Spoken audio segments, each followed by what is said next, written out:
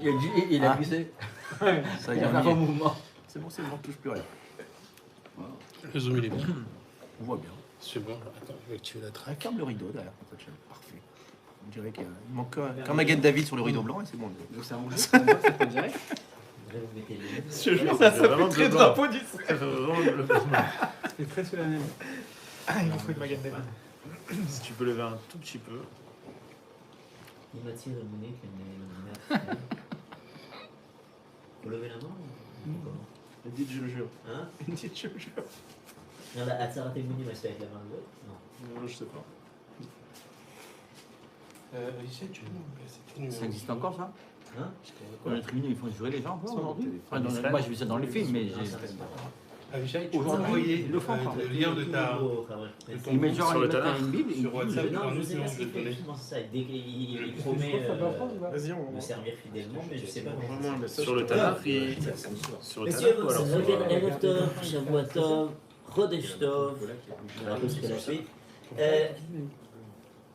Je voudrais étudier un petit peu avec vous ce soir juste un petit passage de la paracha qui en fait semblerait être complètement un détail. Et pourtant je pense qu'il pourrait nous apporter un enseignement assez fondamental et de prendre conscience de la chance qu'on a en ce moment.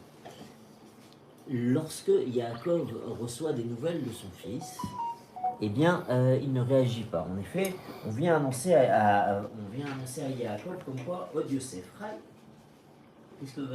quelle va être la réaction de Yaakov? On va dire au début, il n'y croit pas, non? Son cœur est resté, le cœur de Yaakov était gelé. Kilo et Minaim, il les a pas cru. Yaakov, on vient lui annoncer après 22 ans que ses espoirs les plus fous sont en train de se réaliser, et il ne croit pas.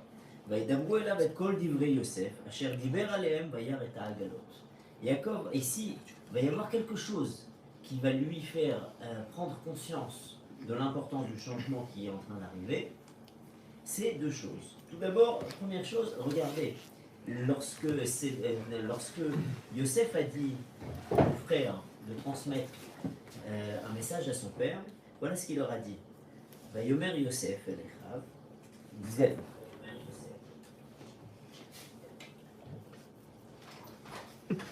C'est quoi cette voix là de fossé? C'est la chaîne, hein? Merci. Alors,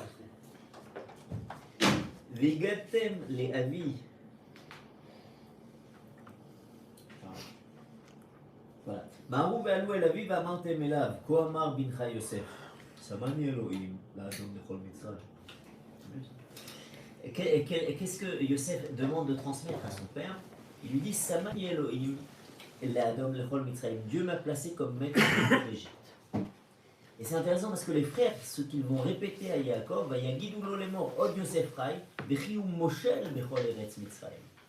ça ressemble, mais c'est pas exactement pareil. Et c'est intéressant parce que la parachanout, l'explication, la paraphrase des frères n'est pas acceptée par Yaakov. Quelle est la différence entre les deux? Entre Adon et Moshel. Après, oui, il y a Adon et Moshel, ou alors il y a peut-être autre chose. C'est Elohim, là-bas c'est Elohim qui l'a mis, là c'est lui qui est Moshel. On pourrait croire qu'il s'est battu pour avoir ce poste. Les Varchim m'expliquent que ce qu'a dit Yosef à son père, c'était tout simplement impressionnant. Il lui dit Sam Ani Elohim le Moshel. Je place Dieu comme maître de toute la terre d'Égypte. Et ça a été la grandeur de ce que Yosef a fait. Il va être, je sais pas, je pense qu'on en avait parlé. Lorsque Yosef arrive et qu'il vient voir Pharaon, il lui dit. On ne s'était pas posé la question pourquoi en Égypte, lorsque Pharaon a fait son double rêve des vaches et des épis, il n'y a pas un seul petit malin qui a pensé à lui expliquer quelque chose de très simple, que lorsqu'on parle de vaches, d'épis, de manger, de dévorer et du Nil, avec tout ça, il n'y en a pas un qui parle d'abondance et de famine. Il fallait que Yosef arrive et dise, je vais vous expliquer un truc que personne n'a compris. Personne n'a pensé à ça. C'est énorme quand même. Pourquoi personne n'y pense? Parce qu'ils n'avaient pas de famille. Ouais, c'est ça ce que j'allais dire, ça n'existait pas. C'était le Nil qui a irrigué là-bas. Parce que c'est quelque chose qui était absolument, totalement Inenvisageable. Inconcevable. C'était une super puissance. C'était- Ça c'est- devenait nouvelle, ça, pas- ça n'appartient pas au monde associatif des Égyptiens. Quand on parle, quand il y a une famine à l'époque d'Abraham, où est-ce qu'on va? En Égypte. En Égypte. Il y a une famine à l'époque de Yitzhak, où est-ce qu'on va? Yitzhak veut aller en Égypte. Quand on arrive et que Lot essaye de regarder un endroit où il va s'établir, qui gagne Hachem, qui est Eretz Mitzrayim. C'est un endroit qui est incroyablement irrigué, riche, avec des terres arables, c'est l'Égypte. Pourquoi? Parce qu'en Égypte, vous avez le Nil qui déborde, et lors de la crue du Nil, il y a des limons qui se déposent sur les berges, et vous avez les terres les plus fertiles au monde. En Égypte, il n'y a pas de famine. Et même, plus que ça, dès l'instant où les Égyptiens ont compris que toute leur richesse provenait du Nil, le Nil est devenu une idole. Le Nil est devenu Dieu. Et Pharaon lui-même dit Li Yori Va'ani Asitini, le fleuve m'appartient et je me suis fait tout seul. C'est-à-dire, le Nil, Pharaon, c'est Dieu. Bien, et donc, qui est-ce qui, d'abord, pourrait avoir ne serait-ce que cette toute petite idée qu'il pourrait y avoir une famine? C'est inconcevable. Et même s'il y a quelqu'un qui oserait avoir cette idée, il n'osera jamais la dire. Parce que ça voudrait dire que Il y a un Dieu- secret, Dieu démontré. on ne peut pas entendre une chose pareille. Vient Youssef qui sort de prison et dit, je vais te dire un petit secret. Il y a un Dieu qui gère la terre et le ciel, et il va tuer parce qu'il va y avoir la famine. Et le Nil va s'assécher. Et tout va mourir de faim. Et Pharaon, il va le couper en petits morceaux. Youssef, il dit non, c'est le message que Dieu t'envoie. Pharaon lui dit, alors si c'est cela, alors si Dieu t'a donné ce message, En Chacham Ben Adon Kamor. Il a réussi à faire entrer dans la bouche de Pharaon, qui lui-même se considérait comme Dieu, la puissance, la toute-puissance de Dieu. C'est ça, Sam'ani Elohim, les Moshel Bechol Eretz Mitzrayim. C'est l'immense réussite de Yosef en Égypte, c'était ça. C'est qu'il a réussi à faire rentrer dans la bouche de Pharaon et des Égyptiens qu'il y a une toute-puissance qui s'appelle Dieu. Maintenant, les frères, eux, ce qu'ils vont répéter à Yaakov, Yosef dirige l'Égypte. Yaakov lui dit, oui, bon, je veux bien, il a bien réussi, il a réussi dans la vie, et est-ce que maintenant on a... Moi, c'est mon fils que je veux recevoir, pas quelqu'un qui arrive et qui est un tyran. Et donc Yaakov, ça ne le fait pas bouger. Maintenant, on va y d'avouer là avec Kol, Yosef. Ils vont lui répéter mot à mot tout ce que Yosef leur a dit, et là, Yaakov va dire, ah. Et qu'est-ce qui va être le maquet bépatige de toute cette histoire? Je pense que vous savez. Vayar et Agalot. Qu'est-ce qu'il a vu? C'est rappelé. Il parlait de ça, la dernière halakha qu'il a vu avec Il a vu les chariots qui rappelaient la dernière halakha qu'ils ont étudié ensemble. Yosef ici a envoyé un message à son père. Il lui a dit, j'ai pas oublié ce que tu m'as appris. Je suis resté le Yosef que tu as formé. Et je continue ta mission. Alors là, Yaakov vient et il dit, Od Yosef Benichai, je vais descendre. Maintenant, c'était pas l'essentiel de ce que je voulais vous dire, j'ai juste élargi un petit peu la notion. Aval, Vayar et Paragalot, Asher Shalach Yosef la Sarah. Yaakov a vu les chariots que Yosef lui a envoyés pour le transporter. Qui est-ce qui a envoyé les chariots? Pharaon. C'est pas Yosef. Juste avant, on dit que Pharaon a dit à Yosef, tu enverras des chariots. Et là, on nous dit que c'est Yosef qui a envoyé. Alors, qu'est-ce qui a envoyé les chariots? C'est Yosef ou c'est Pharaon? Réponse? Écrit le Midrash. Le contenu et le contenant. Il y a eu, semblerait-il, deux chariots. Il y a eu deux sortes de chariots. Yosef a envoyé des chariots et Pharaon a envoyé des chariots. Les charrettes de Pharaon ont été prises par Yehuda, elles ont été mises de côté. Pourquoi? Qu'il y a eu Nosim Simon Avodazara. Sur les chars, il y avait des décorations en l'honneur de la Avodazara. Et donc Yehuda a dit non, on n'utilise pas ça, il les a mis de côté. Logique, tout va bien. Jusque-là, vous me suivez? Vous êtes d'accord? Qu'est-ce qui t'embête? Période de famine. Non, je suis pas du tout sur ça, mais ok. Ça, c'est un midrash. Ok. Maintenant, le seul problème, moi jusque-là, ça ne me dérange pas. Le seul problème, c'est 3 psukim plus loin. On continue juste quelques psukim plus loin. Vaikru et mikneem bet rechusham asher archu beretz Kenaan. Et Vayakom Yaakov mi Beersheva vaisou bnei Israël et Yaakov aviem et tapam bet Neshem ba'agalot asher shalach paro laset oto. Ça, c'est plus embêtant. C'est des agalots de On vient transport. d'expliquer que Personne n'a voulu utiliser la galotte de Pharaon parce qu'il y avait dessus une Avodazara. Et maintenant, tout à coup, on prend Yaakov et tout le monde et on les met dans la galotte que Pharaon a.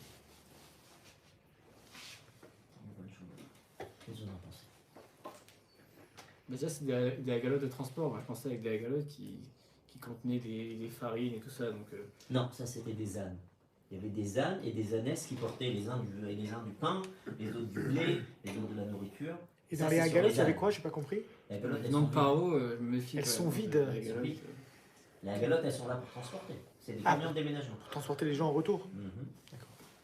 Bah, il pouvait pas venir sans quoi en Égypte. C'est une insulte un peu à Paro s'il rentrait sans. Alors pourquoi est-ce que Yehuda les a mis de côté? Toi tu dis Yehuda il les a mis de côté, après Jacob il dit ah ça se fait pas, bien on y va. C'est ça ce qui s'est Ça passé? se fait pas, mais quand on revient, on les prend avec nous parce qu'il faut bien les ramener. Non, c'est pas ce qui a marqué. Vaïsou ben Israël et Il y a Jacob Jonathan. Yem Vetapa Bar Agalot. Ils ont mis Jacob, leur femme et leurs enfants dans les Agalotes. Ils les ont mis à l'entrée Ils de. les ont cachérisés. Non, ils les ont mis à l'entrée de. J'allais dire de Tel Aviv. Ils les ont mis à l'entrée de l'Égypte. Ils les avaient laissés sur le C'était quoi, côté. ça, et là-dessus ils ont fait leur chemin jusqu'à l'entrée de l'Égypte. Ah. Bon, ils sont arrivés en Égypte, ils les mettent dans Ils les sont galottes, arrivés on part. vides, hein. machin. C'est Jacob, Ouais, la galotte, ils sont arrivés vides. Mais si je te dis que c'est un midrash, ce que je suis en train de te dire, c'est un midrash. Non, parce que c'est tes réponses, c'est un midrash. Moi, j'aime pas les réponses à une bonne question. Tu me dis un midrash, c'est pas une réponse à une bonne question. Tu poses de bonnes questions et ta réponse, c'est un midrash. Moi, ça me convainc pas. Donc, je peux te sortir un midrash et. Bah, faut que tu Faut le le trouves, le sortir, midrash. le midrash. Ouais, mais. Non, mais c'est la question, c'est pas moi qui la pose, c'est Midrash qui la pose. Il dit Akhirchol Liot, Non, mais je te parle de la première question. La première question qui est de dire, elle est dans le texte elle-même, la question c'est comment tu peux dire que le signe de Yaakov c'est les Agalotes alors qu'on voit que c'est Pharaon qui envoie les Agalotes. Super question sur le texte de la Torah. Mais ça, c'est le Et Midrash réponse, qui pose la une question. Agala. Hein? Et réponse, pardon, c'est pas Deux le même Agalotes. Agalote, deux Agalotes. Ouais. Bon, je sais pas, pas très... Le Midrash Ouais, il ça pose va. cette question, il répond. Il dit Yehuda il a pris la galotte de Pharaon, il les a mis de côté. Ok.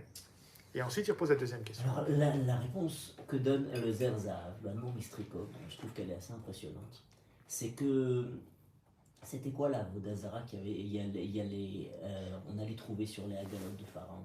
C'est assez embêtant de dire que Pharaon, qui envoie à Yaakov, et qui sait que Yaakov ou Ma'amin Bekael Echad, il va lui envoyer des agalotes avec la Vodazara. C'est assez embêtant, mais on pourrait survivre, c'est pas une question qui est méchante. Mais le Yesod de ce qui s'est passé, c'est qu'en fait, il y a eu deux sortes de agalotes qui ont été envoyées. Il y a la galote de Yosef. Il a envoyé un convoi pour transporter Yaakov, ses femmes et ses enfants, pour venir dire bonjour à Yosef. Viens me voir. C'est tout. Maintenant, après, tu vas faire un tour de plongée à Sharm el-Sheikh, on va faire un petit tour, et on va faire une petite visite touristique, et tu retournes à Canaan. Tu vas retourner en Eretz Israël. C'était l'intention de Yosef, c'est ça C'était qui l'intention de Yosef. Et c'était tout ce qui était prévu. Yosef a envoyé un premier convoi de petits chariots. Pharaon lui a envoyé des grands chariots. Parce que tout le but, et c'est ce que Pharaon a dit clairement, C'est de déménager. tu vas venir et tu vas t'installer en Ils Égypte. ont mis les meubles dans la Oh, chambre. Mais Yosef, il dit, il y a quelqu'un d'autre, c'est Il y a déjà. quelqu'un d'autre comme ça, je vais vous donner un chèque. Mais Et là-bas, en personne n'a Canaan, dit chez moi. non, il parle pas déjà de Eretz Quand Goshen. entre-temps, il y a eu C'est après. Maintenant, on vient. Maintenant, ce que Pharaon a proposé à Yaakov, c'est viens t'installer en Eretz Mitzrayim. Et tout, vous savez très bien que Kolmi chez Arshav, Olech, Meretz Israël, Vedar, Beretz Amim, Ershav Kemi, chez Enlo, Elo. C'est quelqu'un qui arrive et qui perd sa connexion la plus explicite au divin pour aller dans un endroit où la révélation de Dieu passe à travers les malachim. C'est un endroit où Dieu se cache derrière la nature. Et donc, aller en Chutz Laaretz, demander à Yaakov d'aller s'installer en Égypte, Zelotzi Oto Kemi She'en Lo Eloah. Yesh Veze Siman Avodazara. Donc, Yehuda arrive, il dit les chariots de Pharaon sont là pour nous faire sortir en Chutz Laaretz. C'est Siman Avodazara de Batsad. Après, pourquoi ils ont mis Yaakov dedans? Qu'est-ce qui s'est passé entre Bah, eux? il y a eu Dieu qui a dit peut-être je te bénis. Il lui a dit, ouais, il a dit à Beersheba, c'est bon, tu peux y aller, je te Hachem vient, ramène. il lui dit tout de suite, Hachem vient, Vaïssa Israël, voilà, Charles, ils arrivent là-bas à Beersheba, Vayomer, Anochi Akel, Eloki Avicha, Atira, Mereda Mitzrayima, Anochi Ered Imcha Mitzrayima, Vanyochi Alcha Gam Alo. Hachem me dit, je viens descendre avec toi. Ah, si maintenant Hachem descend avec Yaakov en Eretz Mitzrayim, il n'est plus qu'Emishel Elohim, il a pris Hachem avec lui. Donc s'il a pris Hachem avec lui, il n'y a plus du tout de Siman Avodazara sur les galotes de Pharaon. Puisqu'il Hachem lui a dit descends avec sa galotte. Alors Yaakov prend, il monte dans la galotte de Pharaon. Donc la chance que vous avez, c'est que vous arrivez à vivre en Eretz Israël. Et arriver à vivre constamment avec, dans un pays qui est complètement incompréhensible, avec des gouvernements moins compréhensibles, des lois incompréhensibles, et c'est un pays dans lequel Yesh Lo Eloka. On arrive à vivre en constante proximité avec Akadosh Baruch Hu. Maintenant, la journée à laquelle nous arrivons, c'est le jour du dit Tevet. Le jour du dit Tevet. Juste si on est sur la. Tu rebondis sur la paracha après ou t'as fini avec la paracha? J'ai fini. T'as une explication sur le décompte, tout ça, là, des 70 là? Pourquoi est-ce qu'on les a comptés? Comment ils arrivent à ces 70 là? Ah non, ils sont pas 70, en effet. Parce Ah, que la pourquoi dernière- non? Pourquoi ils comptent 2 femmes et ils comptent pas les autres femmes? C'est Non, quoi le je plus faisais gros? un Monchel. Hein? Ah, t'as pas de. C'est un Monchel. Non, l'occasion ouverte. Comment ça, pourquoi ce décompte en fait? Comment ça Je marche? sais pas, C'est quoi la base? Yocheved Yocheved entre les murailles, et c'est une femme aussi. Dina on la compte, Serach on la compte. Toutes les autres femmes elles n'existent pas. Enfin Léa je crois aussi elle est comptée. Regarde dans le. Regarde dans la chose. Non, je suis mitasek et bêta. Alors, la journée à laquelle nous arrivons, c'est le. Mais envoyez les questions avant. Hein? C'est le Midrash qui en parle. C'est enregistré. Parce que la journée à laquelle nous arrivons, c'est donc la journée du Dit Tevet, qui vient pour commémorer quoi? La brèche dans les Première murailles. brèche. Non, le siège, pardon, le siège. Le siège. Le siège, pardon. Le siège de La brèche, Jérusalem. Le siège de à l'époque de quel temple? Les deux, non? Non. Non, c'est. À l'époque, lorsque Nebuzaradan arrive à la tête des armées babyloniennes et vient assiéger la Jérusalem du premier temple. C'est à ce moment-là que c'est le dit Tevet. Maintenant, donc, nous on arrive et on a une période de jeûne, qui est un jeûne, semblerait-il, de Avelout, donc de deuil, sur la destruction de Jérusalem, et qui se subdivise en 3 parties. Une première qui est le dit Tevet, le siège, une deuxième qui est le 17 Tammuz, la première brèche, une dernière qui est le 9 Av, qui est la destruction du temple. La notion de deuil, c'est une notion où on vient pour marquer, extérioriser le fait que on ressent un manque. C'est-à-dire qu'il y a quelqu'un, le deuil sur quelqu'un qui a quitté ce monde, c'est que on vient et on dit que cette personne-là, sa présence nous manque. C'est ça la sensation de deuil. C'est ça la sensation. La Avelout, c'est d'arriver à dire qu'il y a quelqu'un qu'on aimait qui n'est plus là. Et cette sensation de manque-là, elle est ressentie. Maintenant, si on est ainsi, le deuil n'existe qu'au moment où la personne disparaît, pas tant qu'elle est encore là. Donc, quand on parle de Avelout, on a le droit de parler de Avelout qu'à l'instant de Tisha B'Av. D'arriver à parler de Avelout à l'instant du dit Tevet, ça n'a pas de sens. Puisque le Beth Amikdash il est encore là, que Yerushalayim est encore là. Il y a une période de deuil, on va commémorer une Avelout le jour où la personne est décédée et le jour où elle est tombée malade. On n'a jamais vu ça dans la loi. Et pourtant. Déjà, c'est pas vraiment un deuil, hein. Distévet, etc. Alors, La halachot de deuil c'est du Shabbat au final. C'est pas un mais, deuil. alors, il faut qu'on arrive à comprendre qu'est-ce que c'est que le jeûne du dit Tevet. Si a priori, nous on a compris que c'est un deuil en 3 parties. On est obligé de dire que c'est faux. Parce que si c'était un deuil, il n'y a aucune raison de s'endeuiller sur le début du processus. Je ne sais pas pourquoi tu utilises le mot deuil. C'est un processus qui est en 3 parties. La fin, c'est un deuil. On aurait pu Les revenir 2 en premières arrière. parties, c'est Gorem, ça entraîne ce deuil. Donc c'est aussi important. Alors qu'est-ce que tu fais? C'est un, comment on appelle ça? C'est une des étapes qui va amener au deuil final. C'est qu'il n'y a pas eu de prise de conscience entre les deux. Comme tu le faisais le rapprochement tout à l'heure entre quelqu'un qui tombe malade et quelques mois après Chazé Shalom qui décède, ce moment où il est tombé malade, où il a attrapé le corona, bah, c'est une date aussi qui en soi est Il n'y a une... personne qui l'a fait. Comment? Il y a personne qui peut faire ça. Mais ça Ça veut dire, moi je veux bien dans le processus historique, si on suit l'histoire, il y a eu la maladie, il y a eu le décès, il y a eu le siège, il y a eu la chute. Ok. Mais après, arriver à commémorer et à voir ici, une procédure semblerait être une période de Avelout, et c'est le cas. Il faut bien comprendre que tu dis que c'est pas une période de Avelout, c'est pas juste. Parce qu'il y a, oui, un dîme de Avelout pendant le dit. Les vraies halachot de Avelout elles sont à Tisha B'Av. C'est pas. C'est quoi le site de Avelout du Si de Tibet? Avelout, on peut pas écouter la musique le dit. Non, bien sûr. C'est un sourd. Bon, On mais peut il y a pas se laver toute l'année. en fait. Après, Donc il y a des Samamané à venir. Si je devais prendre un cas à la historique, différence, par exemple, le jour de Tanit Esther, tu peux te laver. Le jour de Tanit Esther, tu peux te laver, pas de problème. Ça existe que dans la Véloute, la Courba. Parce que c'est pas un deuil, Tanit Esther. C'est un zécher d'un Vous revenez à cette notion de deuil. Et si quelque chose, il y a quelque chose, on ne dit que. Mais le deuil n'a pas de sens dans un processus qui n'est pas encore arrivé à la fin, puisque le deuil vient ici pour marquer. Est-ce qu'on pourrait dire que ces jours-là, ce sont des jours qui ont été des avertissements pour le peuple d'Israël, et que le fait qu'ils n'ont pas écouté cet avertissement, ça devient une sorte de jour de deuil? Oui. C'est-à-dire que, en fait, c'est pas simplement un deuil qui va aller en rapport avec la destruction. C'est un avertissement sur autre chose. Il y a quelque chose de plus large qui a été entamé, sur lequel on n'a pas forcément fait attention. Alors qu'on aurait pu. Alors qu'on aurait pu, oui. Et maintenant, il faut arriver à identifier qu'est-ce qu'on nous reproche à ce moment-là. Et qu'est-ce que ça veut dire en fait, et d'arriver à comprendre derrière cela, qu'est-ce qui se cache à l'intérieur de la journée du 10 Tevet? Qu'est-ce qu'on vient de nous demander? Alors, si on parle de deuil, alors peut-être qu'il faut travailler sur Gilou Yarayot, Shvichut Damim, etc. On ne parle pas ici de Sinatrinam, puisque on parle du premier temple.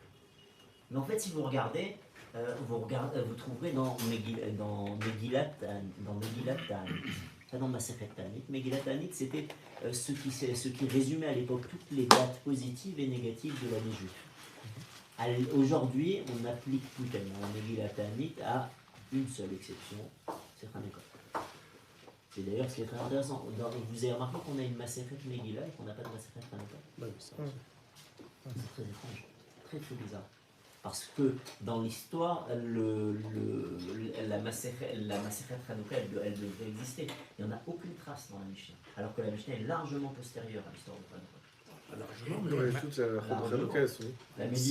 n'y a aucune Masechet qui parle bien. Il y a une Masechet qui parle de Hanouka. Il n'y a aucune Masechet qui parle de Hanouka.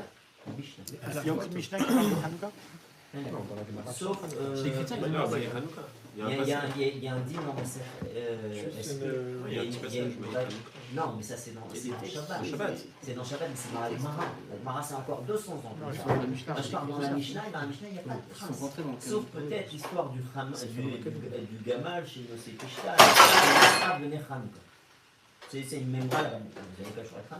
On sait que ça existe, qu'il y avait, mais la trace qu'il y avait, il y a différentes réponses qui sont données à cela. Une des réponses, c'est que c'était marqué dans la Megillat Ta'anit. Et que la Megillat Ta'anit, après ça a été. Il y a beaucoup de choses qui ont été. On n'applique plus le reste, mais ça existe. Le Gaon dit qu'il y avait une Masechet Hanouka qui avait été perdue. Il y a encore après le Khatam Sofer lui explique que la raison pour laquelle il n'y a pas de Masechet Hanouka, c'est que Rabbi descend de Yehuda et qu'il en a terriblement voulu au Hashmonaïm qui ont arraché la royauté à Yehuda. Et donc il ne voulait pas faire le Masechet Hanouka. Si ça n'avait pas été le Khatam Sofer qui l'avait dit. Ouais, raison politique, c'est pas passé. Mais bon, toujours est-il, dans Masechet Ta'anit, dans Megillat Ta'anit, on nous parle de Tevet, de 3 jours qui se succèdent, le 8, le 9 et le 10. Et à l'époque, on jeûnait 3 jours, le 8, le 9 et le 10. Le 8, pourquoi? Parce que le 8 jours, le roi Ptolémée, Talmaï Améler, qui était donc le successeur d'Alexandre le Grand, semble-t-il, a demandé aux Juifs qui étaient sous sa législation, à l'époque il y avait Eretz Israël qui dépendait des Ptolémées, et il a demandé à 5 rachamim juifs de lui traduire la Torah en grec. Lorsque la Torah a été traduite en grec, donc de force, il y a eu un miracle très particulier parce que la traduction va être parfaitement adaptée entre tous. Identique. Mais ça va être un jour chez Aya caché d'Israël, Priyom chez des Samouraïs. Un jour qui a été dur pour le clan d'Israël, comme le jour où le veau d'or a été érigé. Et il y a une obscurité qui a régné sur le monde, le 8, le 9 et le 10. Le 9, qu'est-ce qui s'est passé? Est décédé Ezra Sofer. Ezra Sofer, celui qui a ramené le peuple d'Israël en Eretz Israël lors du retour et de la construction du deuxième Beth Amikdash. Et le 10, c'est le jour du siège sur Jérusalem. Et il semblerait donc que nous, aujourd'hui, on réalise et on compacte ces 3 jours de deuil En une seule journée, qui est la journée de Beth Tevet. Attends, on jeûnait pour la mort des Sofer à l'époque. Ouais. On a d'autres personnalités comme ça où on jeûnait vraiment. Oui, Ah, il y en a qui jeûnent Moshe Rabbeinu, il y en a qui jeûnent. Il y a des jeunes pour Moshe Rabbeinu, il y en a qui jeûnent a priori pour Aaron Cohen, mais c'est Rosh Chodesh. Mais c'est aussi rare. Qu'est-ce qu'on a eu spécialement avec Ezra Sofer Maria Kazé Gadol? Ah non, c'est important, Hein? il y a un renouveau énorme. Il y a quand même, c'est un personnage, les Ezra. Il y a Pour le alors, et Nehemiah, Zerubbabel. Non, c'est énorme. C'est Ezra, pas Ezra, c'est- c'est Ezra. Oui, c'est lui le meneur. Quoi. Mais il y a quelque chose d'autre chez Ezra. Il y a quelque chose d'autre qui est impressionnant chez Ezra. Et ça, en fait, il faut arriver à comprendre ce qui s'est passé dans la traduction en grec. La traduction en grec de la Torah, a priori, pour nous qui avons grandi sur la Bible du rabbinat, c'est une bénédiction. C'est-à-dire aujourd'hui, il y a une très très grande partie des juifs dans le monde qui étudient la Torah, pas en hébreu, ni en araméen. Ils l'étudient dans des traductions en français, en anglais, en espagnol, ce que vous voulez. Mais on étudie la Torah dans des traductions parce que c'est ce à quoi on a accès. C'est une bénédiction de pouvoir avoir, donner l'accès à la connaissance à tout le monde. Et bien pour les Chachamim, ça a été quelque chose de terrible. Pourquoi? Parce que, nous dit la Gemara, lorsque la Torah a été traduite en grec, elle n'a pas pu être traduite complètement. Qu'est-ce que ça veut dire? Ça veut dire que il y a un proverbe italien qui dit Traduire, c'est trahir. que traditori. Le traducteur est un traître. Pourquoi? Parce que dans la richesse du sens, vous êtes obligé d'enfermer le texte dans un sens unique et de le priver de toute sa richesse et de toute sa profondeur. Vous devez forcément choisir. Et lorsque on a traduit la Torah en grec, on l'a enfermé dans un sens limité. Et en fait, c'était encore beaucoup plus grave que ça. Parce que Charles Quint, entre autres, si je ne me trompe pas, disait qu'il parlait français aux femmes, semblerait-il anglais à ses hommes, et allemand à son cheval. Pourquoi? Parce qu'en fait, chaque langue a sa spécificité. Les Français ont développé, à travers l'amour courtois, etc., une très grande science pour arriver à exprimer le romantisme, à exprimer les sentiments, etc. Ils savent très très bien faire. Les Allemands, au début du XXe siècle, Dresser les chevaux. hein? Non, je Oui, vais rentrer c'est ça, peut-être dans l'antinomie que Charles Quint avec son cheval ou avec les Allemands. Mais au début du XXe siècle, la langue officielle de la littérature scientifique, c'était l'allemand. Toutes les grandes publications étaient en allemand parce que les plus grands scientifiques étaient en allemand. Et la langue du commerce, c'était l'anglais. Maintenant, aujourd'hui, la langue scientifique, c'est devenu l'anglais suite à l'énormité de l'empire colonial britannique et surtout du poids des Américains dans l'économie et dans la recherche scientifique. Donc aujourd'hui, l'anglais est devenu la langue reconnue dans ce domaine. Mais toujours est-il que lorsque quelqu'un investit énormément d'importance dans un domaine, il va le développer. Par exemple, on est parfois très embêté lorsque vous voulez traduire un texte de Torah en français. Il y a des mots qui existent en un seul mot, vous pouvez exprimer un concept. Aller traduire ce concept en français, c'est très compliqué. Il va falloir une ligne pour C'est l'expliquer. pour ça qu'on rajoute les commentaires. Hein? C'est pour ça qu'on rajoute les commentaires derrière. Mais c'est très embêtant, parce que l'hébreu, lui, n'a pas besoin de ce commentaire. Il a donné toute l'idée à l'intérieur d'un mot. Alors que le français, lui, il n'a pas été conçu pour exprimer ce concept-là. Le concept spirituel en français, il a du mal. Eh bien, ce qui était impressionnant, c'est que Yaf Telokim Yefet. Dieu arrive à donner la beauté à Yefet. Qu'est-ce que c'est? Veishkon Be'olechem, c'est la beauté du grec. C'est que le grec était une langue qui était parfaitement étudiée, pensée pour exprimer les concepts philosophiques. On pouvait parler de philosophie en grec et on arrivait à le dire très très bien. Et c'était tellement beau que lorsque la Torah a été traduite en grec, on avait une construction qui était parfaite. On avait une harmonie et semblerait-il qu'on avait ici une perfection du message. Viennent les Chazal, ils disent, lorsqu'on a traduit la Torah en grec, l'obscurité a recouvert le monde. Le danger de l'obscurité, c'est quoi? C'est que, écrit le Messie Técharim, on l'a étudié ensemble. Moi, je sais pas. Quand on ne voit pas bien dans le noir, on peut se tromper sur deux niveaux. C'est quoi? Un,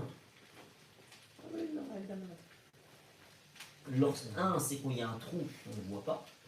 Et deux, il y a une colonne qu'on s'imagine être un arbre ou un homme. C'est cela l'obscurité. L'obscurité d'abord, elle vous fait rater des choses. Et surtout, beaucoup plus grave, elle vous trompe sur ce que vous voyez. Lorsqu'on a traduit la Torah en grec, on avait l'impression qu'on avait tout le sens parce que c'était parfait.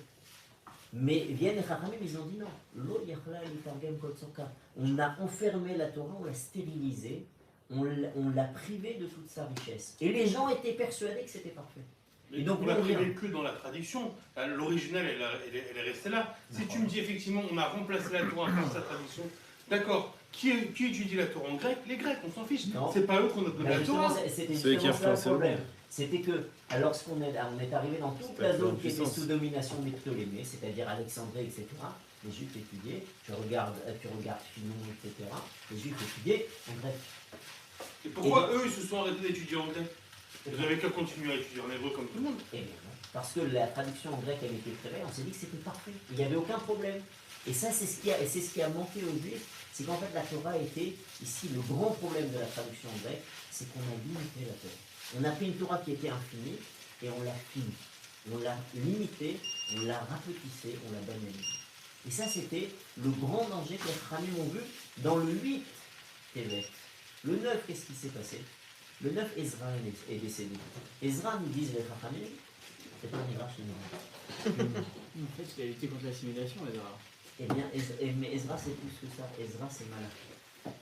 Ezra, c'est le prophète Malachi. Et Malachi, c'est le dernier des frères ça. C'est le dernier des prophètes. Et donc, en fait, Ezra, c'est la fin de l'ère de la prophétie. On est passé de l'époque, il y a un intérêt, mais il y a un effondrement incontestable. On passe de l'ère de la névoie, où l'homme non seulement parle à Dieu, mais Dieu lui répond.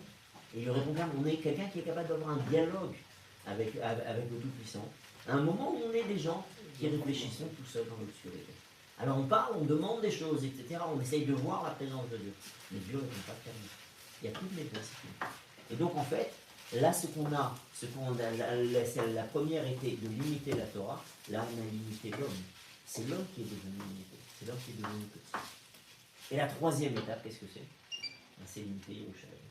Quand on arrive et qu'on dit Samou et Yerushalayim be Matzor ou Matzok, Yerushalayim était mise dans le siège et dans l'oppression, c'est-à-dire qu'on vous a mis des limites. Yerushalayim était une ville de laquelle on pouvait sortir et s'étendre vers l'extérieur. Dès l'instant où les armées ennemies entourent, c'est-à-dire que Yerushalayim est enfermé. Et donc là, ce que vous avez les trois parties de ce que constitue le clan Israël. C'est qu'on nous dit que Kutshabrihu, Veoraita, Veisraël, Chadhu. Dieu, la Torah et l'âme Israël, tout cela ne constitue qu'une seule entité. Et cette période-là du 8, du 9 et du 10 est venue pour limiter, réduire, nanifier les trois aspects du clan Israël. Un, c'est le 8 Tevet, on a réduit la Torah. Et dès l'instant où la Torah est devenue petite, parce qu'elle a perdu tout son génie, lorsqu'on n'a pas pris les Targem Kol Tzorka, on l'a prise, on l'a rendue petite, alors forcément, c'est le clan Israël qui devient petit, c'est l'humain qui devient petit. Et si le clan Israël devient petit, eh bien ça impacte même Kutshabrihu. Même la présence divine à Jérusalem, elle-même, elle devient petite. Et alors, si on en arrive là, le Inyan du Titevet, c'est pas simplement d'arriver à dire qu'il y a une notion de deuil sur Yerushalayim. La notion de deuil, elle prend toute sa force à Tisha B'Av, c'est là-bas que tout est détruit. Mais là, ce qu'on voit, c'est le peuple juif qui se refuse à être petit. Le jour du Titevet, c'est ce qu'on rappelle au peuple juif qu'il n'a pas le droit d'être petit. Au contraire, il doit refuser la limite. Il faut refuser d'arriver à enfermer les choses. Et c'est ce qui fait que toute la définition du peuple juif est appelé Yehudi, mais ça c'est postérieur. Le nom original du peuple juif c'est Ivry. Ivry. Pourquoi est-ce qu'on s'appelle Ivry? Hein? Qui est vers et qui Descendant, première chose, on est des descendants de Héber. Abraham a Ivry, il est descendant de Héber. Deuxième chose. Il y avait Bien fait. Abraham, il a traversé le fleuve. Et à part ça, tout le monde était d'un côté, Abraham était de l'autre côté du fleuve. C'est quoi le fleuve que Abraham a traversé? Qui faisait que tout le monde venait d'un côté et lui il était de l'autre côté? C'est quoi ce fleuve? Le Yarden, non? A priori, moi j'aurais plutôt dit l'Euphrate. Il arrive, il vient de Ur Kasdim, mais il arrive en Eretz Israël, donc il traverse l'Euphrate. C'est ce qui semblerait être. Explique le Maharal, non, le fleuve qui a été traversé par Abraham, c'est le fleuve sur lequel on fait Venar Yotzem Eden, Mitralek le Shosha Rachid. Il y avait un fleuve qui sortait de Éden et qui se subdivisait en 3 affluents, Pishon, Gifron, Tridekel. Arba Rachid. Pishon, Gifron, Tridekel, Vekot. Donc si on est de l'autre côté du fleuve, où est-ce qu'on est? On est dans le Gan Eden. Et donc si toute l'humanité a accepté qu'on a été chassé du jardin d'Éden et qu'on n'a plus aucun rapport avec le jardin d'Éden, eh bien Abraham lui dit non, moi je suis quelqu'un qui a encore une shayahout avec l'autre côté du fleuve. Moi je pense qu'on peut encore rétablir Adam Arishon avant la faute. Parce que l'homme est censé être grand, il n'est pas censé être petit. Et c'est justement ce qu'on, je pense, en tous les cas c'est comme ça que j'avais compris l'enseignement de mon maître à Moshe Shapira, c'est que le but de Asara B'Tevet, c'est pas simplement un moment de Havelut. C'est surtout un moment où on se refuse à créer une Torah qui est petite, créer une Torah qui est médiocre, à créer une Torah de TikTok, à créer une Torah où on essaye d'être superficiel. Au contraire, la Torah elle a toute sa profondeur et c'est à nous d'essayer d'arriver à la libérer et de nous mettre, nous, à sa hauteur pour pouvoir arriver à avoir une Torah qui est grande, qui fera un homme qui est grand et qui nous fera retrouver du Chalut qui est grand. D'accord? Ça c'était donc l'introduction du jour.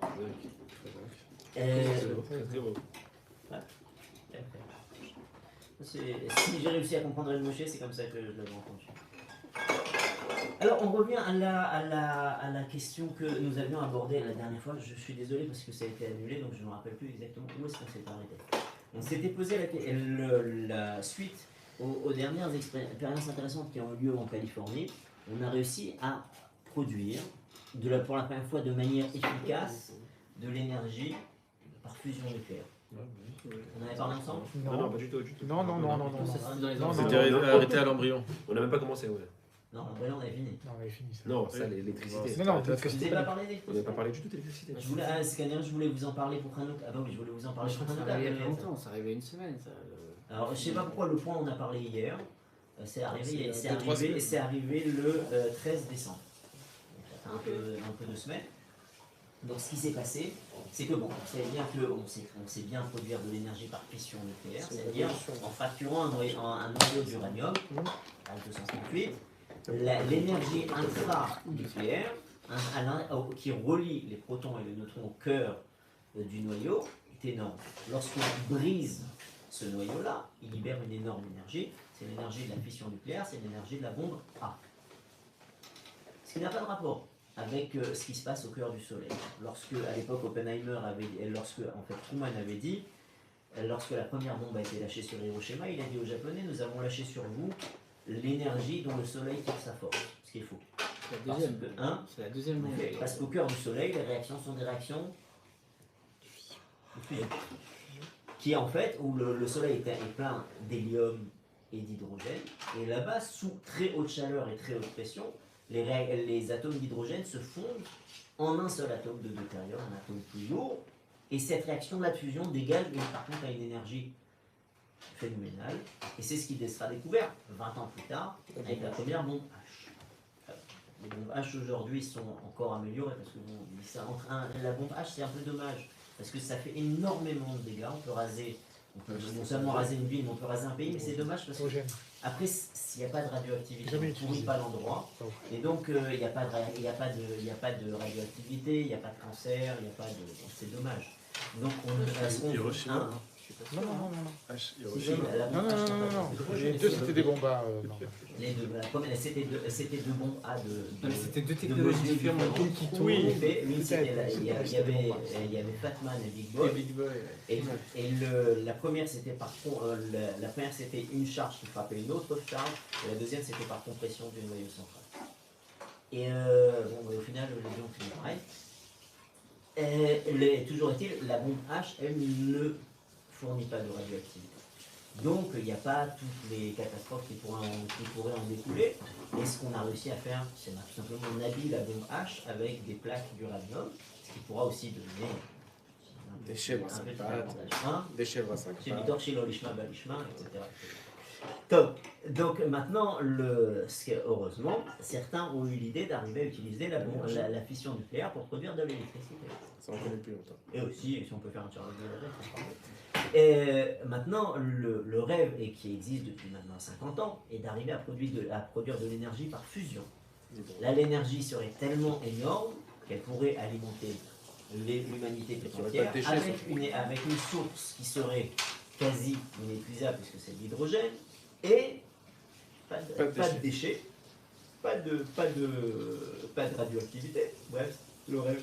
Ouais, Le rêve éveillé. Le seul petit problème, c'est quand on essaye de faire de l'énergie par fusion nucléaire. Ouais, c'est pas l'inconvénient. C'est tellement énorme qu'en fait tout saute avec. Donc C'est vrai, c'est que je crois qu'on consomme plus que ce qu'on récupère en plus. Alors pour arriver à contenir cette énergie, il fallait investir une telle énergie que pour obtenir un petit peu d'électricité, il fallait en investir plus que ce qui allait être produit. Et pour la première fois, au LLNL, donc au Laboratoire National de Lawrence Livermore, en Californie, on a réussi, en investissant 2 mégajoules, à obtenir 3 mégajoules d'électricité. C'est tout simplement merveilleux, Mazal Tov. On avait une capsule de diamant qui contenait du deutérium sur lequel on a appliqué 192 lasers qui ont compacté, qui ont créé un plasma dans lequel on contenait l'électricité, on contenait l'énergie, et avec ça on a réussi à fabriquer de l'électricité. C'était quand ça? C'était le 13 décembre. Ah, c'est tout récent. C'est tout récent. Maintenant, bon, un petit détail, c'est que c'est vrai qu'on a investi 2 mégajoules pour ce qui a été consommé par les lasers, mais on a investi 10 mégajoules pour allumer les lasers. Donc, c'est pas encore au point. Mais bon, si on fait ça répétitivement, peut-être au final ça pourrait être efficace. Mais bon, c'est-à-dire, c'est une nouvelle. On a ici une ouverture à quelque chose d'impressionnant. Et ce qui nous rappelle à quel point l'énergie électrique a changé tout simplement la face du monde. Aujourd'hui, vous voyez la manière dont on vit, ça n'a tout simplement plus aucun rapport avec ce que les gens vivaient il y a 3 siècles. C'est deux modes de vie complètement différents, de modes de réflexion complètement différents. Tout est complètement différent. Quand l'énergie électrique est rentrée à l'intérieur des ménages, eh bien, il y a eu toute une réflexion anarchique qui a été nécessaire. Comment est-ce qu'on doit considérer une ampoule électrique? Est-ce que c'est permis pendant Shabbat, interdit pendant Shabbat, de quelque chose qui aurait été de l'eau qui a été cuite pendant Shabbat avec une plaque électrique, ça s'appelle cuire, ça s'appelle pas cuire. Bichou, bassar, bechalav avec de l'énergie électrique, ça s'appelle bichou, ça s'appelle pas bichou, etc., etc., etc. Votre avis, David? Bon, la dernière question me semble bizarre, mais les autres. Il faut bien donner un peu de travail à la bannière. Parce que bichou, c'est de la chaleur. Comment tu l'as produit la chaleur, on s'en fout. Donc c'est les 2 dernières questions qui peuvent changer. Oui, tout ce qui concerne le bichou, tout ce qui sort de la chaleur, la façon dont tu as fait la chaleur, on s'en fout. T'as fait. Si tu arrives à cuire comme ça, t'es bon. Est-ce que tu es vraiment sûr de ça? Ah non, bien sûr que non. Évidemment. Non, parce que Je viendrai pas sinon. Et puis ouais, c'est ça. Il y a C'est sûrement. très carré de dire. non, parce que c'est. Non, il n'y a pas besoin d'aller jusqu'au Midrash pour répondre. Siman Shinutref, Saïd Gimel, Amachel Bahama. Avec le soleil, là, tu parles. Non, c'est un Non, c'est bichou là. Non, c'est bichou. Un œuf, tu as le droit de le faire cuire sur par le soleil? Ça fait combien de temps que tu étudies avec moi? Pourquoi je l'ai monté que c'était chaud? Amachel Bahama, Mouta. Maman, c'est la Shabbat. Mais grave pas, c'est pas tout le Hanan. Si tu veux prendre, tu prends un œuf, tu le mets éveillé, tu prends un œuf, tu le mets dehors sur ta terrasse par un jour, vu le réchauffement climatique d'ici quelques années, ça devrait être bon. Tu le poses dehors, l'œuf cuit, la brûlure. Tu peux faire des brûlures. Tu peux pas l'enfuir dans le sable, des trucs comme ça? Ouais, L'enfuir je dans le parlais de sable, poser c'est sur une variable, plaque ou quelque chose comme ça. Tu lama, vois, casser sur c'est une plaque. toldot Hama. C'est toldot Hachama. Ramin Gazrou, lama, toldot Hama, tout toldot Tao, avec bichoul Bahama, Mouta. Et donc, si maintenant on a quelque chose qui n'est pas bichoul Baour, bichoul avec du feu, peut-être que ça serait permis. Maintenant, la question c'est comment est-ce qu'on va définir la cuisson électrique. Alors, a priori, chaque fois qu'on a parlé de cuisson électrique, le système électronique, c'est-à-dire que vous avez des atomes d'un métal conducteur dont la couche extérieure électronique n'est pas complète. Donc, il y a des électrons qui sont plus faiblement attachés. On peut les arracher. Ce qui se passe quand vous frottez par exemple du plastique du plastique sur de la laine, etc., etc. Les électrons sont arrachés, vous pouvez faire de l'électricité statique. Dans un générateur, c'est ce que vous faites, vous arrachez des électrons. Alors l'atome se sent mal, il pique l'électron au voisin. Le voisin sent mal, il prend le deuxième voisin, qui prend le troisième, etc. Et vous avez donc un flux électronique qui se déplace. Maintenant, ce flux électronique qui se déplace à l'intérieur de la matière va avoir ce qui s'appelle un effet Joule. L'effet Joule, c'est les électrons qui se déplacent dans une matière, qui causent une espèce de frottement. Et ce frottement-là va se transformer en chaleur. Et si vous arrivez à le monter suffisamment, eh bien non seulement vous aurez de la chaleur, mais même de la lumière. Et ça a été la base de la première ampoule Edison, qui a ici créé un filament, à la base en tungstène, très fin, tortillé sur lui-même, dans lequel on va faire passer de l'électricité, qui va le chauffer au rouge, puis au blanc. Ça, c'est pas très économique comme méthode, parce que vous perdez 90% de l'énergie en chaleur pour obtenir 10% en lumière.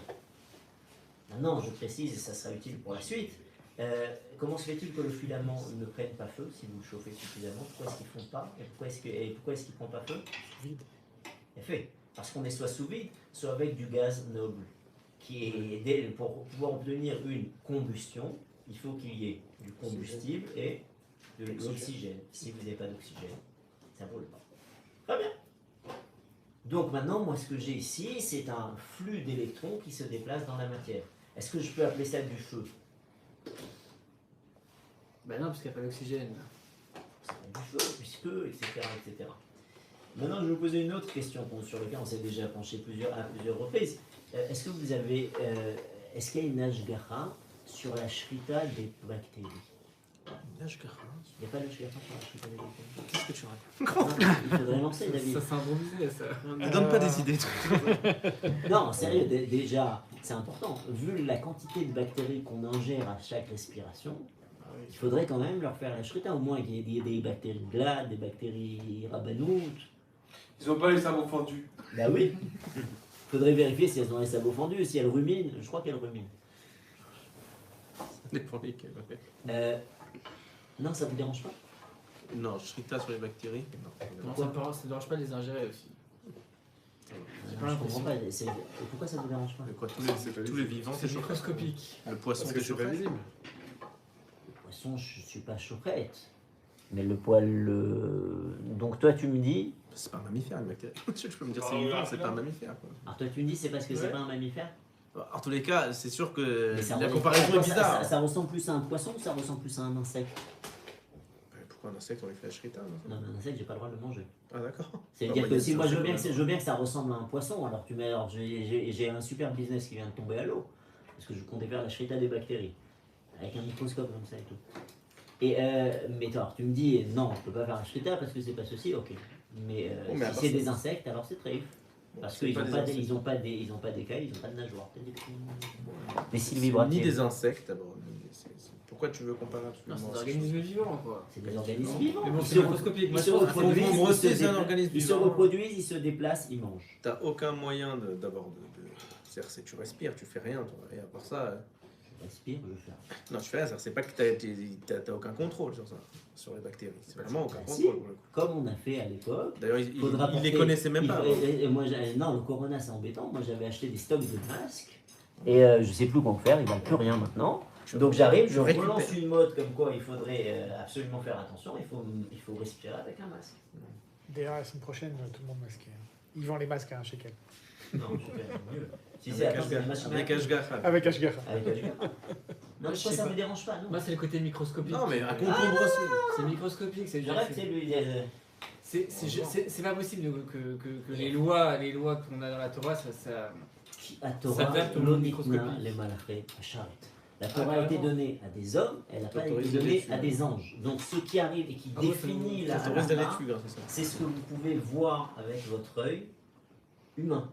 Personne n'a dit qu'on allait regarder la réalité à travers un microscope électronique pour définir la halakha.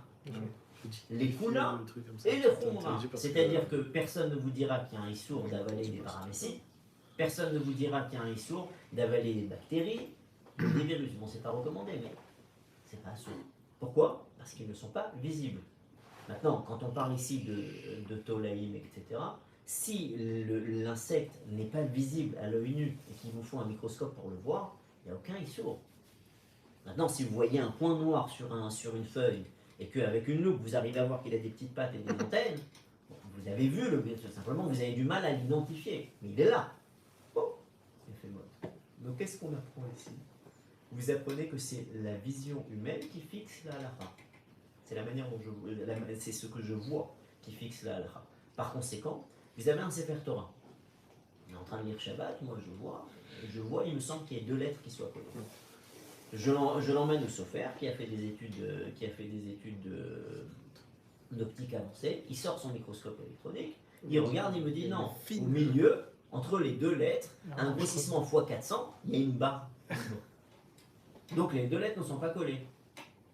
David lui dit, mais si, elles sont collées. Pourquoi? Parce que moi je les vois collées. Et c'est ce qui fixe. Donc maintenant, celui qui s'est penché sur la question, c'est le Beit Yitzhak Shmelkis. Rabbi Yitzhak Shmelkis, qui était à l'époque grand rabbin de Galicie, au milieu du 19e siècle, et lui dit, moi ce que je vois lorsque j'ai un flux électrique qui chauffe un filament, je vois du feu. Ce que je vois ici, c'est quelque chose où j'ai un morceau de métal qui est porté au rouge. Tu me racontes des histoires de flux électroniques, etc. Il dit, moi je vois le garfelet sur ma tête. Je vois une braise de métal. Et une braise de métal, dans la noire, ça s'appelle du feu. Donc, c'est du feu. Il n'est pas content. Non, c'est vraiment pas bon. Ça. Non, moi je trouve que c'est. Si je prends un morceau de fer et que je le peins en rouge vif. Non, mais là tu le touches, il est chaud.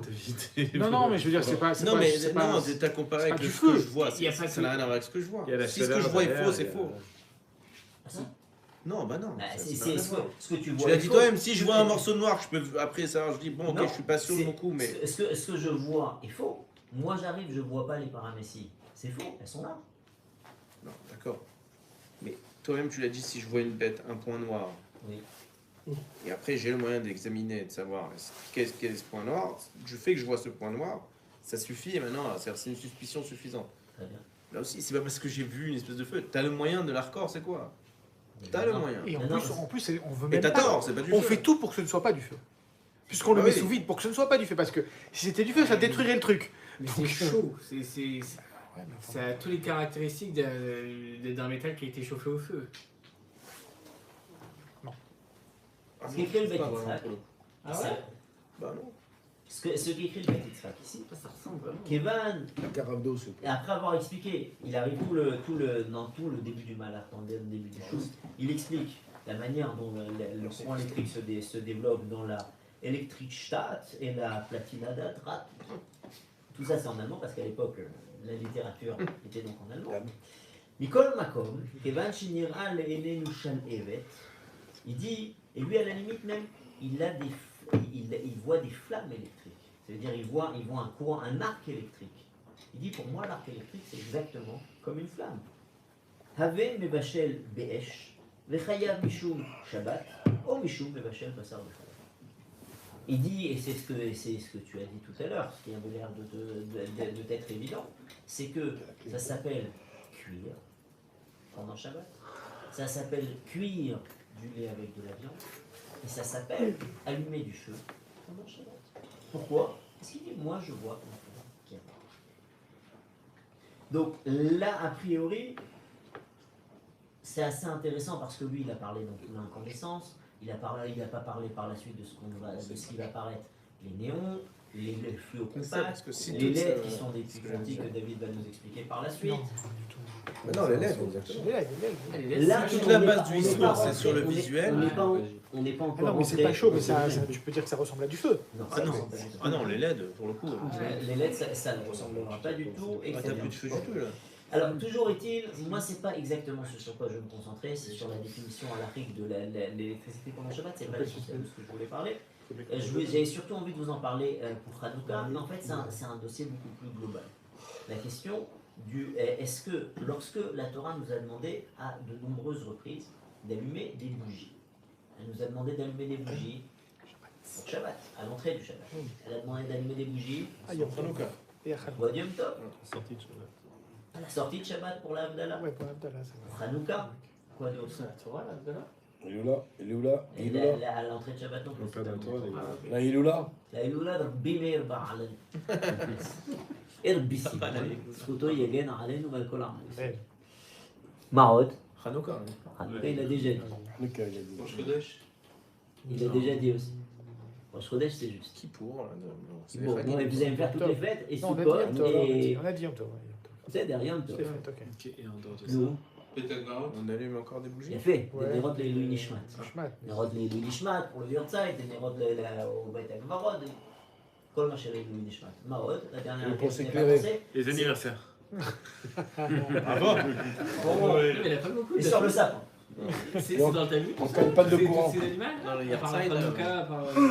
Ouais, Hanouka, Ouais, pas de Vadaï, courant. Shabbat, l'entrée de Vadaï, Shabbat, c'est sûr. Abdallah, Abdallah. Vadaï. En cas de panne de courant. Et la dernière que je vais vous citer, à l'époque, il n'y a pas de mitzvah.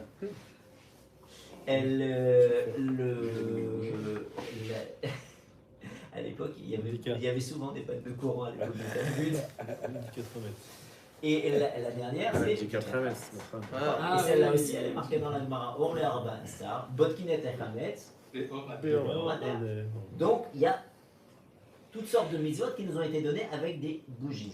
Maintenant, vous arrivez au XXIe siècle, en 2023, et vous avez plus de bougies.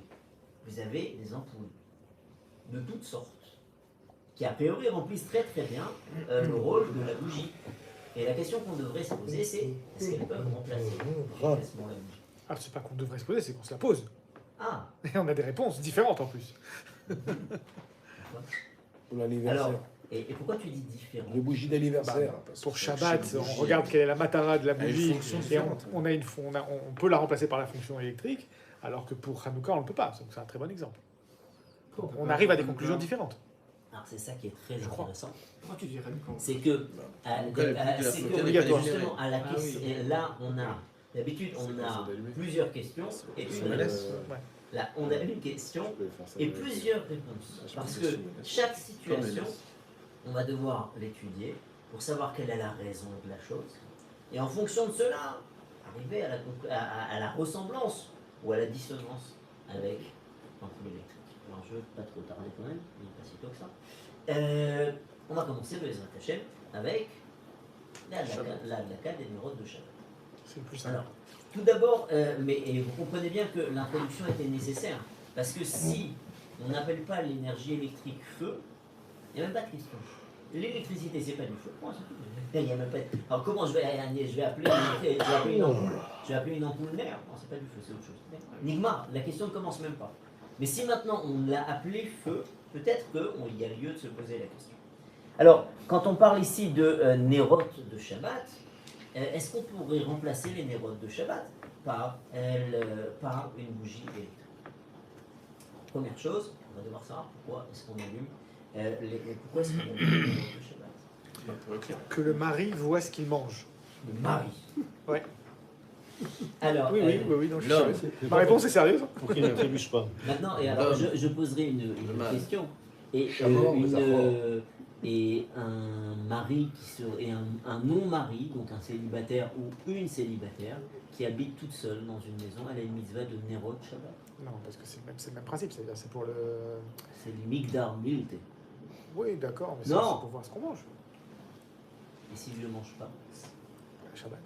C'est le principe de Shabbat. C'est Le Rabbeinu Avraham Ben Arambam, il jeûne le Shabbat. C'est son problème, il n'a qu'à pas allumer de nérote. Non, mais c'est. Non, mais typiquement, si c'est Oui, le cas je de me maître, souviens. il Regardez ce rallume. qu'il En tachlomim, c'est là. Hein? Ce qui est raté. C'est quoi une tachlomim? Quelqu'un qui mange par exemple une femme seule, si elle a raté un allumage, un tachlomim, C'est-à-dire quoi? C'est quoi une tâche S'ils ne payent pas, ils ne refont pas des néros. Il a fait, alors, le Rémo écrit comme quoi quelqu'un qui n'aurait pas allumé des bougies pour Shabbat pendant toute sa vie, il allumera une bougie en plus, comme Knas, que les Khamim ont institué. Et la raison, alors maintenant, ce qu'on a ici, c'est ce qu'on a appris, c'est que prochaine fois, je vais introduire ça par autre chose, à faire plaisir à David. Elle. La Midrash va nous sortir un Midrash. Non, non, c'est pas. La Gemara dans la Masechet Ta'anit raconte une histoire de laquelle vous vous souvenez sûrement, qu'un jour, un Bichanina ben Dossa est rentré à la maison de la synagogue, Erev Shabbat, et il voit sa fille triste, sa fille ou sa femme, d'aucun sens. Il lui dit pourquoi? Qu'est-ce qui se passe? Shabbat? Il lui dit non, j'ai fait une bêtise. Au lieu d'allumer les nérodes de Shabbat avec de l'huile, je les ai allumés avec du vinaigre. Et là pour l'instant la mèche brûle. Dès que la mèche se sera consumée, tout va s'éteindre, on sera dans le noir. Qu'est-ce qu'a répondu le Bichanina? Celui qui a dit à l'huile de brûler, dit au vinaigre de brûler. Dis bien. Oh, T'as vu? bien dit. T'as vu? À croire qu'il doit faire ça tous les vendredis soirs. Au vinaigre. Et ça marche. Alors, et à ce moment-là, Comment vous avez mangé ce soir? la fille de Rabbi Hanina, eh bien, elle a eu un grand sourire. Elle a dit alors, d'accord, on va voir la chose. Et tout est allé bien. Et en effet, c'est pas un midrash. Le Gemara conclut que cette huile, ce vinaigre a brûlé pendant tout Shabbat et qu'il a même servi pour faire la Havdalah. Il a fait. Plus Hanouka. Hein? Maintenant, demande à Rabbi Yosef dans son Chazon Ovadia, il dit il y a quand même quelque chose qui m'embête dans cette histoire. C'est que lorsque C'est pas que le vinaigre se change en huile. Madame Ben Dossa a allumé, elle l'a allumé avec du vinaigre. Donc c'est-à-dire qu'elle a allumé avec quelque chose qui ne peut pas brûler. Donc elle allumait quelque chose qui va s'éteindre. Donc, elle a fait une bracha dessus. La Likner Shel Shabbat, mais c'est une bougie qui ne servira jamais à éclairer le repas de Shabbat. Et donc ce qu'elle a fait ici, c'est une bracha levatala. Est venu Rabbi Hanina après, il a changé l'huile, le vinaigre en huile ou l'huile en combustible, ce que vous voulez. Et lorsque elle l'a fait, c'était une bracha levatala. Quelqu'un est venu après, il a changé la C'est pas situation. volontaire, non? Elle a fait une bracha levatala beshogeg. Alors. Il n'y a pas de quoi être si content que ça. Il y a marqué nulle part qu'elle a eu quand même un. La bracha, c'est quoi? C'est Non, la elle était Likner contente. Shabbat. Il lui a dit, elle était contente. Et franchement, là, t'es katnouni. Moi, on me change du vinaigre en huile, je suis très content. Ah, Je pense pas à la bracha les batailles. C'est parce que t'es pas la fille de Rabbi Hanina. Je suis pas la fille. Elle a fait, t'es le fils de ton père, ce qui est déjà pas mal. Franchement, Mais on t'a fait un miracle pareil, tu commences à me parler de la bracha les batailles. et peut-être il n'y avait pas de lieu du tout de s'inquiéter pour ça. Peut-être que ce qui a été fait en fait c'était parfait. L'huile avec du vinaigre. Pourquoi? Parce que tout toute Ah, c'est la. l'allumage. Oui, le Yann, c'est L'important, Non, c'est l'allumage. non, Donc, même si l'important, ça, c'est si pas ça tient pour la l'allumage. mèche, après ça tombe. Non, bah non. Non, l'important. c'est la Faut que ça tienne, lumière. au contraire. C'est la lumière qui est importante. Hein, C'est la lumière qui est importante. pourquoi? Ah, Parce oui, que toute ok. la mitzvah de Adlakat Nerot Shabbat, C'est la lumière. c'est Mishum Shlom Bait. Shlom Bait, traduction, la paix des foyers, non? Shlom Bait, c'est comme La il y a paix de la marqué maison. Bait ou Michut, c'était de sa peine.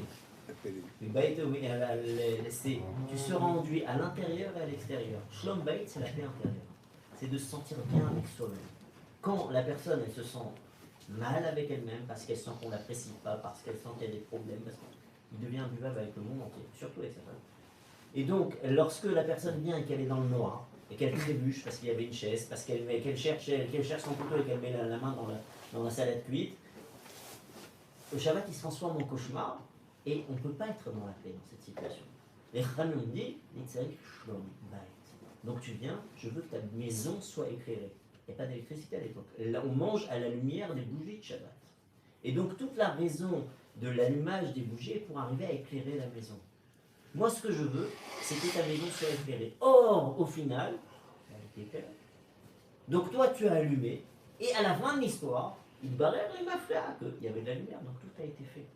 Ah, mais maintenant, mais il n'y a pas d'huile, mais il n'y a pas de mèche, mais il n'y a pas de truc, ce que demandait le boucher Mordechai et le Rav Mordechai Winkler.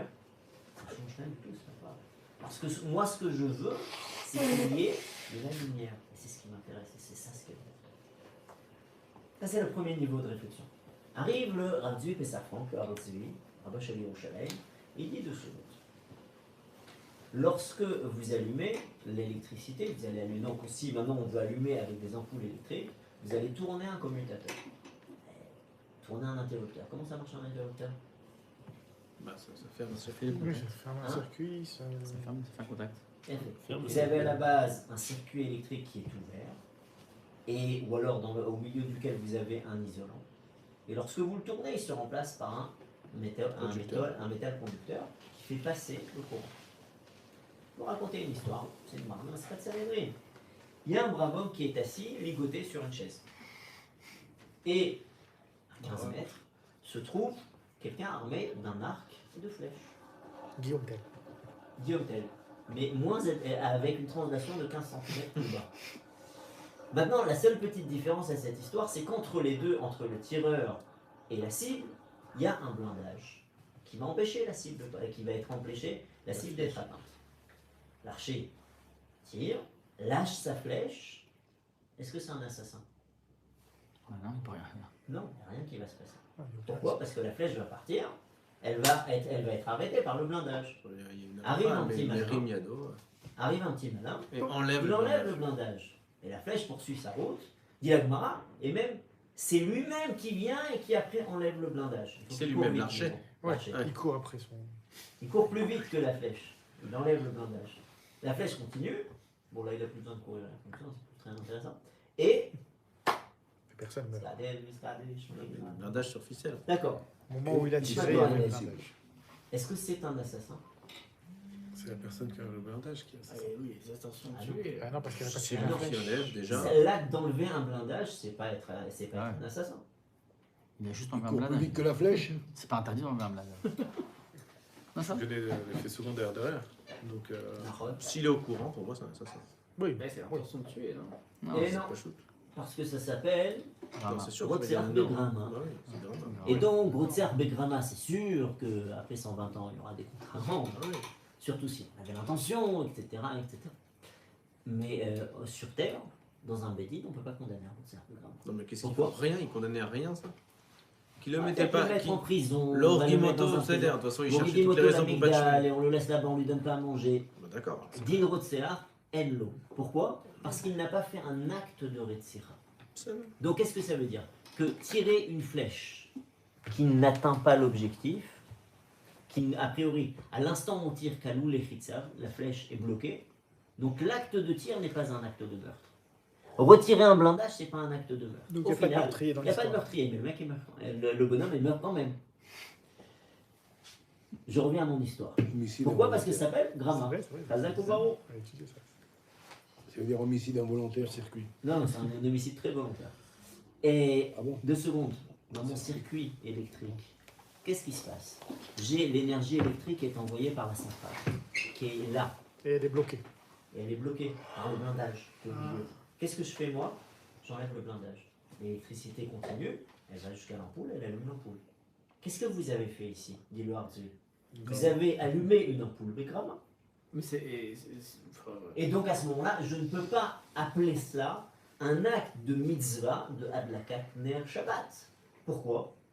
Parce que c'est pas un acte direct. Ce qu'on t'a dit, c'est d'allumer les Adlik Ner Shel Shabbat. C'est-à-dire d'aller à la centrale électrique et de. Ah oui, non, quand même, tu vas pédaler là-bas. C'est ça, d'aller pédaler là-bas, quoi. Oui. Ah oui. Ouais, c'est ça. C'est-à-dire qu'en conséquence de De la même manière, tu grattes l'allumette et tu allumes. C'est ça. Tu peux pas arriver à ouvrir la dose. la conséquence de ça, c'est quand même que ça veut dire que si on allume ça Shabbat, on n'a pas fait de discours. Oui, c'est c'est ce que tu es en train de grave, dire. quoi. C'est ce que tu es en train de dire. Non, mais chez la C'est dose, ceux qui autorisent. C'est ce que tu es en train de dire. pas dire. Non, mais Non, mais c'est c'est ce que ça, ça sous-entend. Donc, je suis filmé, C'est ce que ça sous-entend. Non, c'est ce que ça Non, mais sous-entend. je l'ai pas dit. Ce serait la conséquence. Ça pourrait être Ceux la qui conséquence. autorisent les Yom Tov, ils se basent sur. Arrive. Ouais. Non, Non, t'as un problème de bonnet après, derrière. C'est un problème. Ah, reste tranquille. Mais des gants plutôt. Donc en fait, comme le courant est préexisté, donc ça, il n'y a pas eu d'acte A d'allumage. priori, demande leur avis, c'est. Ok. Ouais, c'est comme Et il du conclut. rationnel. Non, pas du tout. Pourquoi? Pour qui Hein? Pour qui après C'est lui-même. La même personne. C'est lui-même, c'est lui-même qui continue. Il dit pourquoi? Il dit, vous prenez une brave dame qui arrive juste au moment de Ben Hashmashot. Elle est très occupée, complètement dépassée par les événements. Shabbat est rentré très tôt, il y a eu changement d'horaire. Ah, j'attends. La Shkia est passée. Elle se rend compte qu'elle a oublié d'allumer les neurones de Shabbat. Catastrophe. ça la perturbe terriblement. Shabbat sans Nérot, comment c'est possible? En plus, peut-être qu'à l'époque, elle restait dans le noir. Elle va. Qu'est-ce que nous dit le Shulchan Aruch?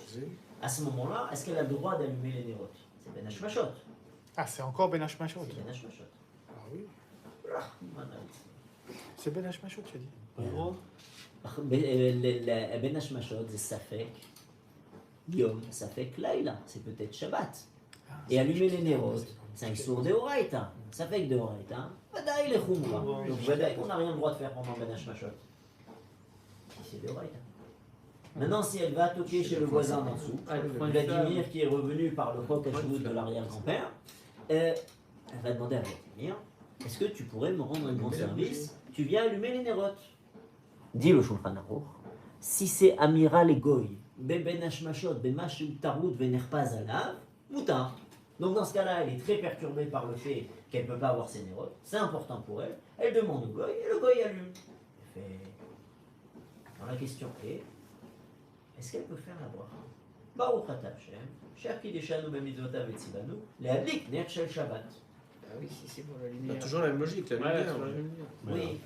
Déjà, mais tel elle a pour pas le allumé. drama, si le but c'est C'est vraiment pas que elle la qui a allumé, lumière. c'est la question. Hey, la halakha est, c'est la base que tranche le Magen Avraham, c'est qu'elle fera la bracha et le goy allume. Comment c'est possible qu'elle fait la bracha et le goy allume? Il n'y a pas de shlichut, on ne peut pas nommer un goy shaliar pour faire une mitzvah. Il ne m'acquitte pas de la mitzvah, le goy. Alors comment je peux moi faire la bracha? Réponse, c'est que ce qui est important, c'est que la maison soit régulière.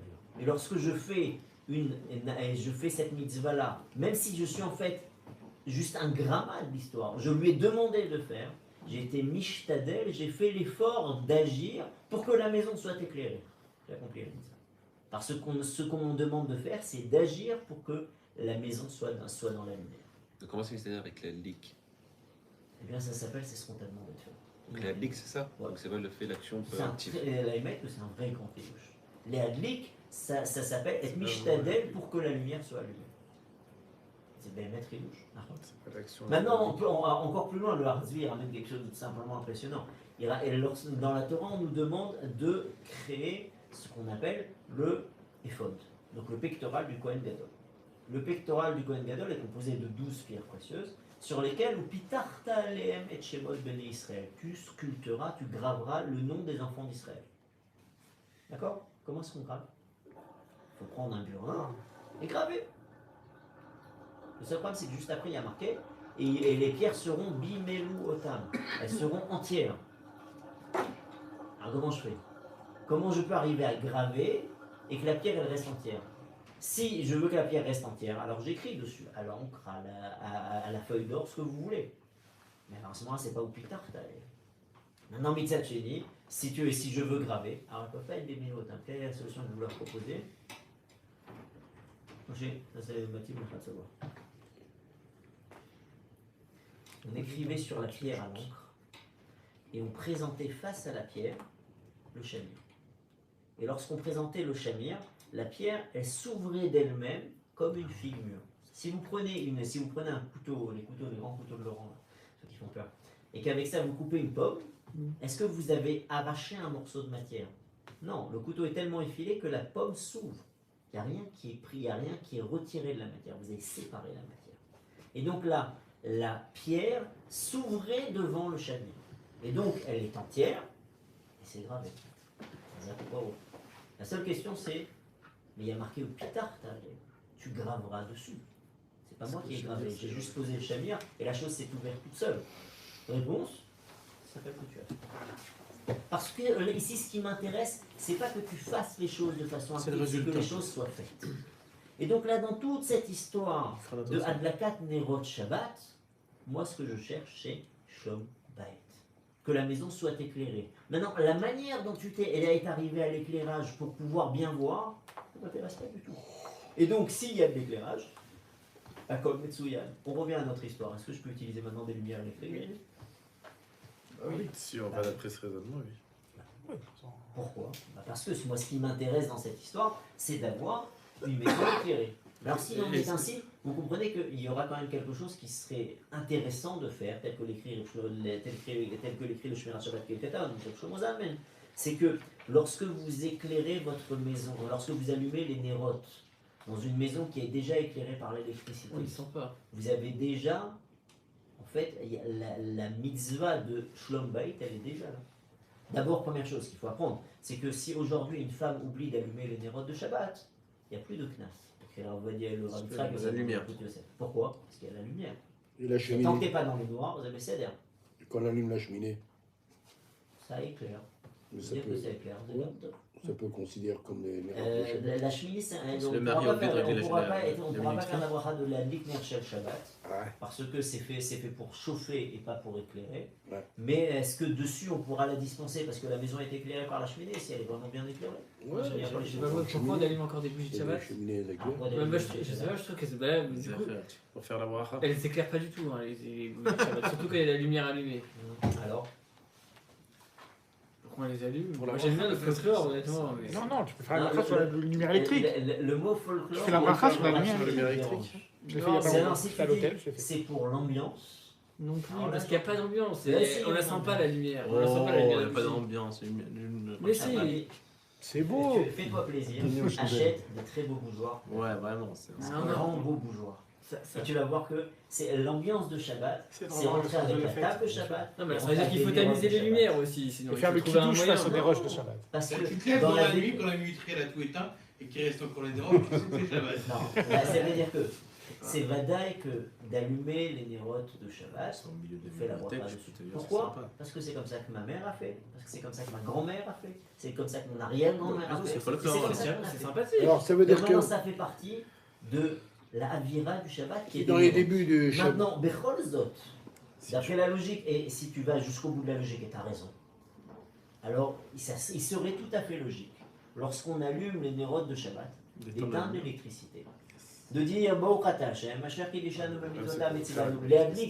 Shabbat, d'allumer les nérotes et de rallumer les J'ai nérotes. pensé à C'est tamiser marqué le comme ça. Quart de Je pense que si je me trompe pas, on va dire conseil de faire ça. Ah, je conseille, le Shmirat Shabbat, c'est très logique de dire. Il n'a pas peur que la femme elle-même elle rallume et trucs comme ça. Mais c'est la qu'elle femme est elle-même prise qui sur- va rallumer. Mais si elle a pris sur elle Shabbat par exemple. Et trucs Non. comme ça. D'abord, elle ne peut pas sur Pas la. sur elle. Mais attendez. Pour le pouce qui met ta bague, Mais etc. ouais, attendez, On ne reçoit pas Shabbat en allumant les nérotes. Et à part ça, je n'ai pas très bien compris. Je reçois. Quand tu as allumé les nérotes, quand tu as fait la bracha, tu reçois Shabbat. Alors comment elle allume les nérotes?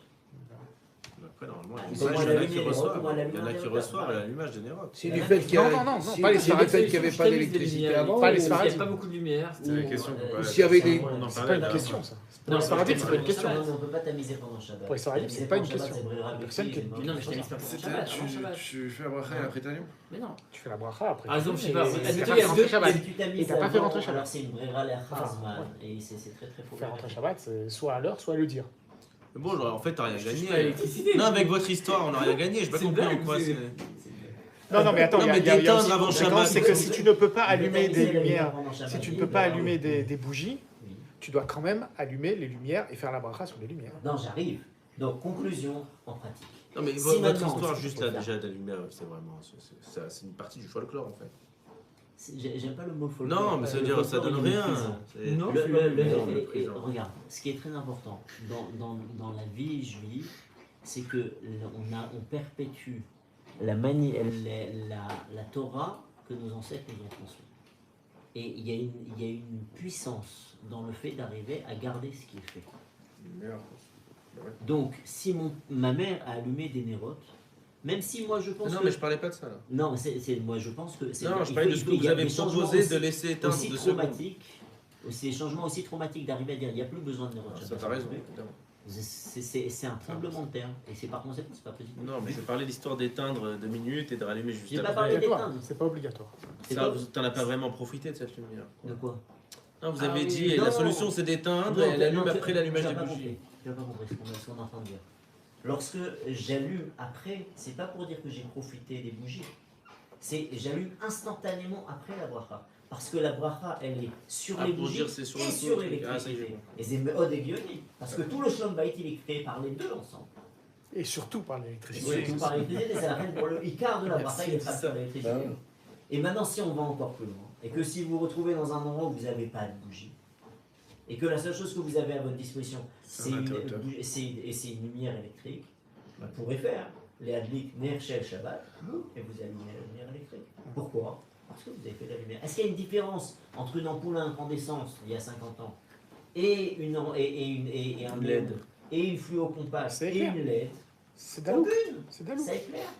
C'est pas parce que c'est du feu que ça m'intéresse, c'est parce que c'est de la lumière que ça m'intéresse. Et donc à ce moment-là, tout ça c'est complètement permis. Je précise quand même un tridouche que j'ai vu au nom de Rav Ovadia Yosef, que si vous êtes à l'hôtel, alors il n'est pas recommandé d'allumer la lumière des toilettes. Parce que dans les toilettes, c'est pas un endroit qui sent a priori, qui est destiné à sentir bon, et zédomé les nerfs chalitrales. J'ai lu le contraire. Hein? J'ai lu exactement le contraire. Où? Montre-moi. Ouais, je te montrerai. On n'a pas un truc bizarre. Non, suivant Rav Un midrash. Mais non, il citait Rav Ovadia Yosef en disant la solution c'est d'allumer les toilettes. Non. Et de faire justement, Rav Ovadia il disait nerfs chalitrales. Il dit c'est un endroit qui sent pas très bon, et donc par conséquent nerfs Et quand tu es dans une chambre d'hôtel, t'as pas le choix, il n'y a que ça. Il y a la première antichambre. Oui, parce que toi tu vas dans des beaux hôtels, mais dans les hôtels normaux, il n'y a pas de première antichambre. Hein. Non, dans les motels, c'est tous les mêmes. Tu dors pas, hein, alors à ce moment-là, tu dors pas la nuit. Non, quand t'es dans un hôtel, tu te promènes pas avec un quand tu rentres, il y a la première qui sont entrées juste avant les toilettes, t'as les toilettes juste à côté, etc. Non, mais il n'y a pas tout le temps, il y a raison, David. S'il n'y a pas, à ce moment-là, il faudrait avoir un panace. Et que après tu pourrais fermer une porte de. Ouais, ou les lampes électriques qui se. Des lampes qui se ferment, etc. Mais en tous les cas, Zevadaï, chef Charles Levaré. Jusqu'à présent, moi j'avais toujours compris les toilettes, mais j'ai vu justement qu'il y avait un problème de nerfs. Je l'ai étudié il n'y a pas longtemps, quelques semaines. Il faut avec des mécorotes. Moi j'attends qu'il fait jour. Très Maintenant, qu'en sera-t-il pour les nérodes de la Dalla? Qu'en sera-t-il pour les nérodes de Hanouka? Qu'en sera-t-il pour la suite? Suite au prochain numéro. Chazak Bo. Arvit, si on peut faire un Arvit. Arvit, avec plaisir. Il n'a pas encore fini de parler. Tu